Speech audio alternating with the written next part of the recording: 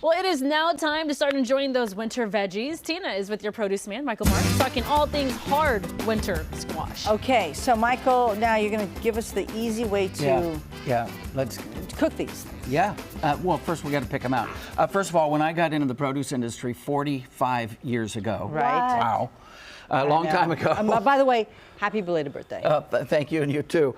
This was my hard winter squash section. That was it. Yeah. 45 years ago. This is called an acorn squash. By the way, when you're picking out your acorn squash, always look for the little orange on the bottom. Why? That's a mature. It's going to have much more flavor. Okay. So always look for that. And then along came spaghetti squash. That came from Frida Kaplan, from the same people who brought us kiwi fruit. She was the first to introduce everybody to the spaghetti squash. And then chefs all over the country fell in love with this. Yes. Beautiful. So tasty. Yeah, butternut squash. This is the little baby honey nut squash. And then along came this, kabocha squash. Japanese for honey. Okay. That should tell you how sweet it is. Okay. My favorite out of all of these, this by the way is a red curry. This is my favorite out of all of these for a couple of reasons. Number one, it has a slight corn flavor. By the way, when you're picking out a delicata, see this, it has usually a green line. When they start turning orange, that's when you know the full flavor is in that delicata squash. Oh, okay. All right. And what was this one called? Red curry. Got it. Okay. Yeah, and I love this one because you can eat the skin and all. Oh. So yeah, you can just chop this. Oh. Oh.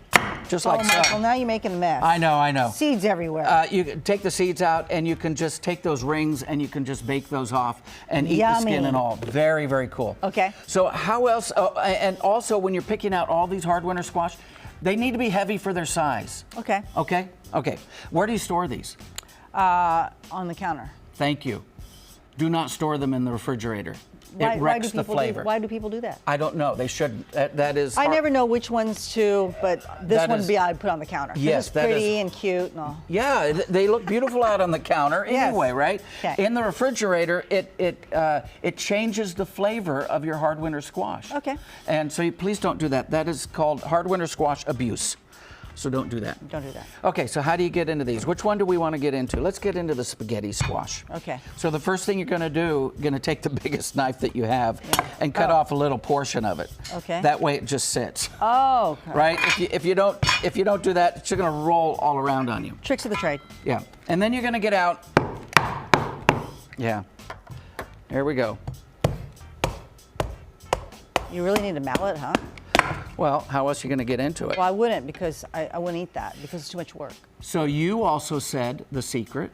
You can put the whole squash into the oven, bake it off a little bit so it softens. Softer, okay. Then you can take your regular knife and you can cut into it. Okay. Now after you've done that, you make sure you put the squash cut side down in the oven. That's how you should properly cook them. What's my temperature? What's my time?